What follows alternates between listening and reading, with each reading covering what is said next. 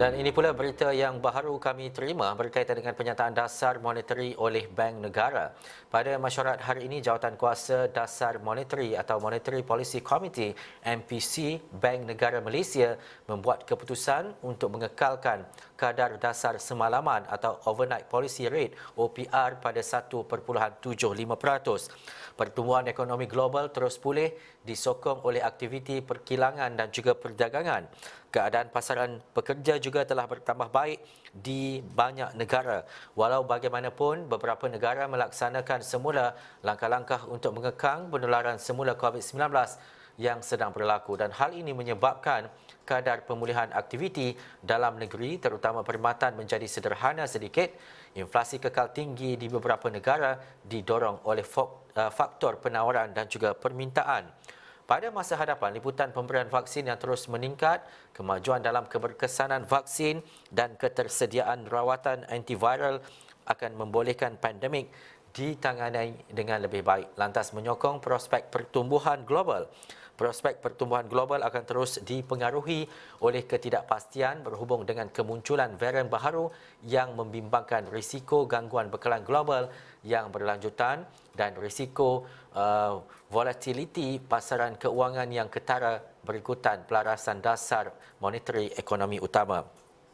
Baik, menerusi kenyataan ini juga dinyatakan bagi Malaysia penunjuk berfrekuensi yang tinggi yang terkini menunjukkan bahawa kegiatan ekonomi kembali pulih pada suku keempat sejajar dengan pelonggaran langkah-langkah pembendungan, dan juga bagi tahun 2021 pertumbuhan akan berada dalam julat unjuran antara 3% hingga 4%, dan momentum pertumbuhan semakin meningkat pada tahun 2022, dan peningkatan itu dipacu oleh pengembangan permintaan global dan juga perbelanjaan sektor swasta yang lebih tinggi berikutan pasaran pekerja yang bertambah baik dan sokongan dasar yang berterusan.